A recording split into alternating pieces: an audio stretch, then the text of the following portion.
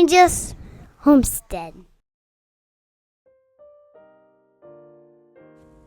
Sons and Daughters of God, a devotional by Ellen G. White. The Courageous Among God's Jewels, July 29th. And they shall be mine, saith the Lord of hosts, in that day when I make up my jewels, and I will spare them, as a man spareth his own son that serveth him. Malachi 3:17. Great is the work of the Lord.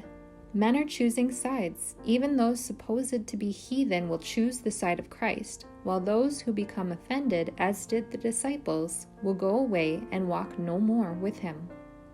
What effect will the attempt of men to make void the law of God have upon the righteous? Will they be intimidated because the universal scorn that is put upon the holy law of God? Will the true believers in the "Thus saith the Lord" become wavering and ashamed because the whole world seems to despise his righteous law? Will they be carried away by the prevalence of evil? No. To those who have consecrated themselves to God to serve him, the law of God becomes more precious when the contrast is shown between the obedient and the transgressor. In proportion as the attributes of Satan are developed in the despisers and transgressors of the law of God, to the faithful adherent the holy precept will become more dear and valuable.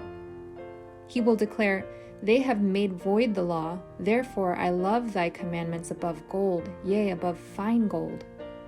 It is the ones who have been faithful stewards of the grace of God, whose love of God's commandments grows with the contempt which all around them would put upon them. Wicked men and the church harmonize in this hatred of the law of God, and then the crisis comes. But while they are murmuring and complaining and falsely accusing and doing Satan's work most zealously, another class is brought to our notice.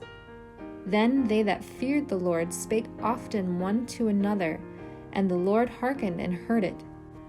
And a book of remembrance was written before him for them that feared the Lord, and that thought upon his name.